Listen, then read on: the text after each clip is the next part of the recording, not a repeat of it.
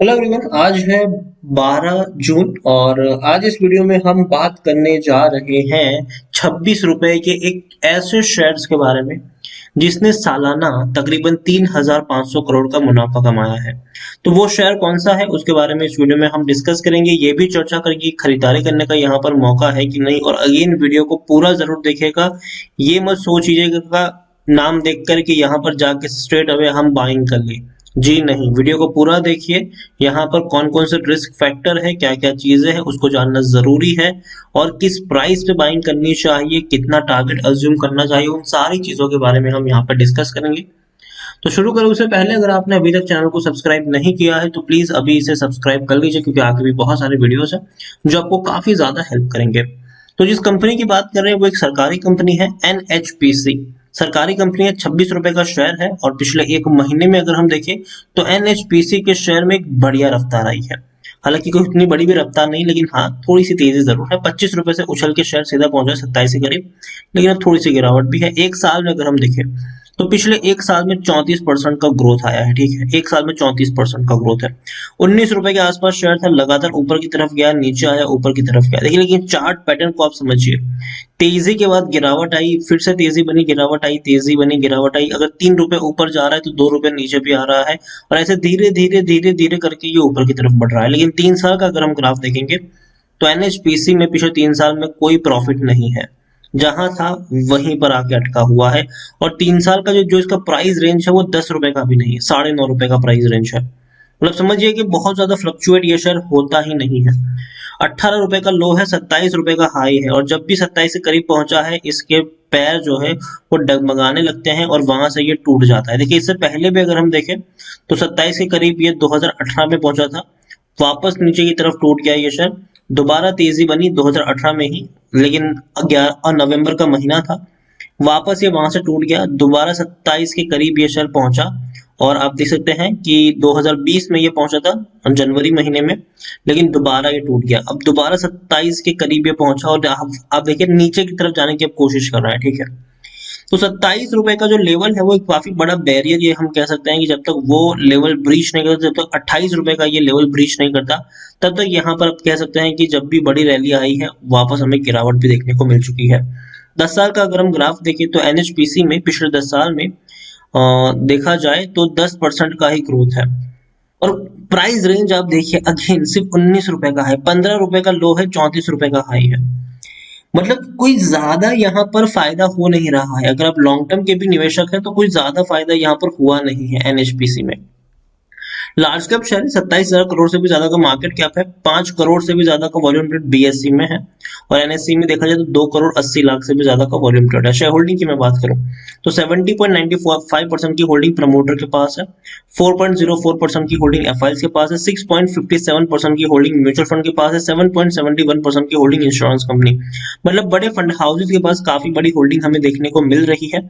और इतना ही नहीं, एलआईसी के पास भी 7.59% की होल्डिंग है। मतलब पब्लिक ने ज्यादा शेयर्स नहीं खरीदे हैं, प्रमोटर, एलआईसी और बड़े फंड हाउसेस यहाँ पर काफी सारे शेयर्स खरीद कर बैठ चुके हैं। और देखिए, डिविडेंड के मामले में बुरा नहीं है। ठीक है, इसी साल इन्होंने देखा जाए तो 12% का डिविडेंड पे किया है, मतलब पर शेयर 1 रुपए 25 पैसे का डिविडेंड। डिविडेंड के मामले में अच्छा शेयर है, इसमें कोई शक नहीं है। एनएचपीसी की ये वेबसाइट है, देखा जाए तो भैया ये वो कंपनी है जो बड़े बड़े प्रोजेक्ट्स हैंडल करती है। कई सारे प्रोजेक्ट हैं इनके, चाहे लद्दाख में इनका 45 मेगावाट का पावर स्टेशन हो, या फिर चाहे हम बात करें जाए जम्मू एंड कश्मीर में 690 मेगावाट का इनका पावर स्टेशन हो, या फिर अगर हम बात करने जाए यहाँ पर आप देखिए यूटी जम्मू कश्मीर की बात की तो 120 मेगावाट का इनका प्रोजेक्ट है। इतना ही नहीं, 120 मेगावाट का प्रोजेक्ट उत्तराखंड में भी है। उसके अलावा देखा जाए तो हिमाचल प्रदेश में 180 मेगावाट का पावर प्लांट है, 231 मेगावाट का भी हिमाचल में इनका पावर स्टेशन है, 240 मेगावाट का आपको प्रोजेक्ट जेएनके में देखने को मिल रहा है। उसके अलावा 280 मेगावाट का उत्तराखंड में देखने को मिल रहा है पावर स्टेशन। 390 मेगावाट की बात करें तो वो जेएनके में देखने को मिल रहा है। अगेन 510 मेगावाट की बात करें तो वो सिक्किम में भी है इनका पावर स्टेशन। इसके अलावा 520 मेगावाट का मध्य प्रदेश में भी इनका पावर स्टेशन है। 520 मेगावाट का पावर स्टेशन हिमाचल प्रदेश में है। काफी ज्यादा इनके पावर स्टेशन है, 1000 मेगावाट का भैया यहाँ पर मध्य प्रदेश में है। तो काफी बड़ा नेटवर्क है इनका, काफी बड़ी पावर स्टेशन ये कंपनी मैनेज करती है, हैंडल करती है। वैल्यू वैल्यू अनलॉकिंग की बात करें तो अभी भी ये काफी अंडर वैल्यूड शेयर है ये।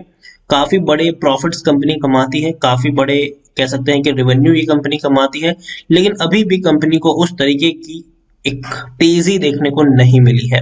बड़े प्रोजेक्ट्स है लेकिन फिर भी बड़ी रफ्तार अभी भी शेयर प्राइस में देखे तो नहीं है।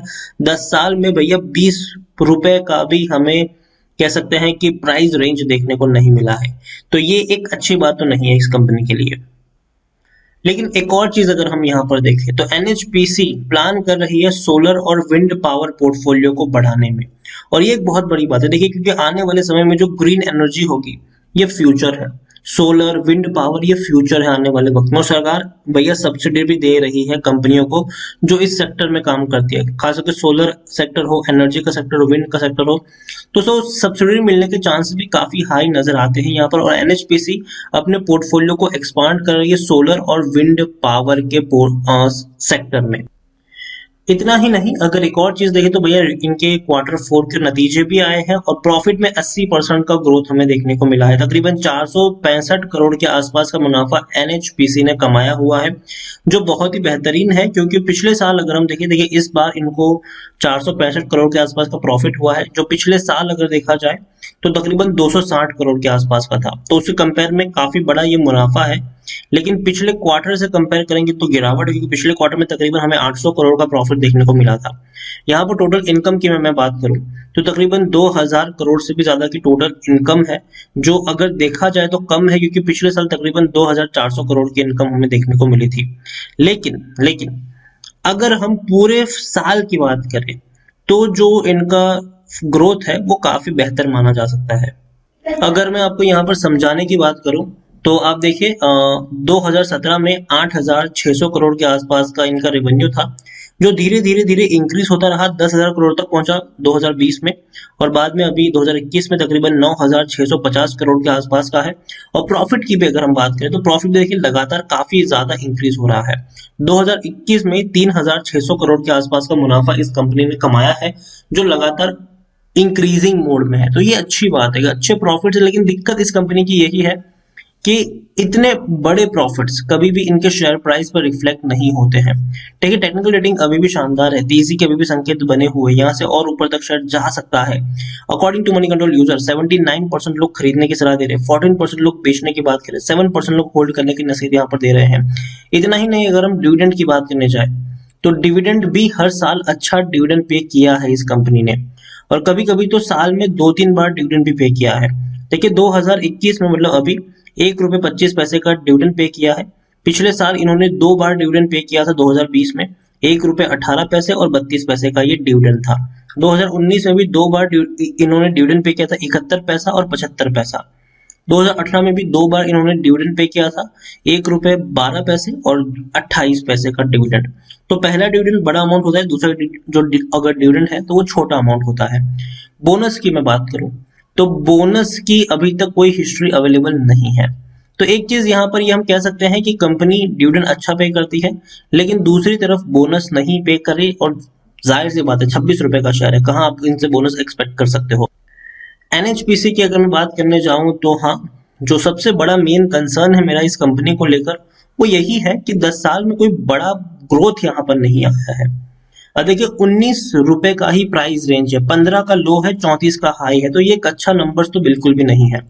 तो ओवरऑल मैं इतना ही कहूंगा एनएचपीसी को लेकर कि हाँ, कंपनी सरकारी कंपनी है, बढ़िया कंपनी है, लेकिन जब तक 27 रुपए का लेवल टूटता नहीं है, मतलब 28 से ऊपर शेयर निकलता नहीं है, तब तक एक बड़ा रफ्तार आपको यहाँ पर देखने को नहीं मिलेगी। लेकिन हाँ, अगर नीचे की तरफ अगर आप खरीदना चाहो तो 22-23 रुपए का लेवल एक कंफर्टेबल लेवल लगता है खरीदारी के लिए। लेकिन ये वो शेयर है जहां पर आप थोड़ा सा प्रॉफिट मिले तो आपको एग्जिट ले लेना चाहिए, क्योंकि लॉन्ग टर्म के लिए ये शेयर उतना अच्छा परफॉर्म नहीं करेगा।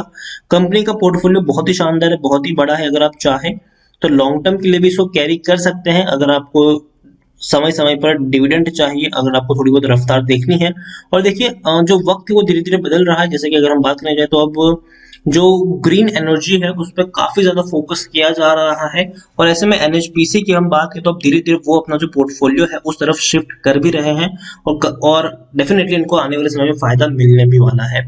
तो एनएचपीसी देखिए बहुत बड़ा इन्वेस्टमेंट यहाँ पर कभी भी नहीं करना चाहिए, क्योंकि बहुत ही स्लो मूव करता है ये शेयर, और काफी काफी वक्त तो ये मूव करता भी नहीं है।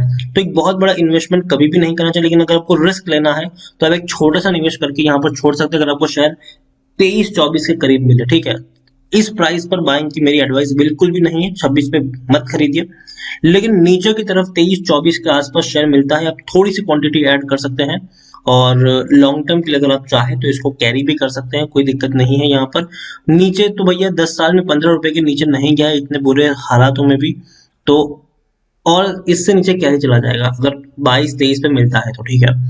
तो यही कहूंगा, एनएचपीसी कंपनी अच्छी है, दमदार है, अच्छे प्रॉफिट्स करने वाली कंपनी है, लेकिन अभी भी इनकी जो वैल्यू है वो ठीक से अनलॉक हुई नहीं है। तो कल को अगर अनलॉकिंग यहाँ पर देखने को मिलती है तो काफी अच्छी बात होगी ये, और इसीलिए मैं कहूंगा कि इनिशियल लेवल पर बाइंग का मौका मिलता है तो आप थोड़ी सी क्वांटिटी रिस्क के तौर पर ले सकते हैं। अगेन मैं यहाँ पर वर्ड यूज कर रहा हूँ, रिस्क ये है कि ये बढ़ेगा नहीं लंबे समय तक, ठीक है। तो उस चीज को आप यहाँ पर ध्यान रखिए, और छोटी सी क्वांटिटी अगर आप चाहें तो लगा सकते हैं। वीडियो को यहीं पे एंड करूंगा, पसंद आया हो तो लाइक करो, शेयर करो, चैनल पर अगर पहली बार आए तो प्लीज सब्सक्राइब करें, और एनएचपीसी के बारे में आप क्या सोचते हैं वो भी आप मुझे कमेंट में लिखकर बता सकते हैं। Thank you.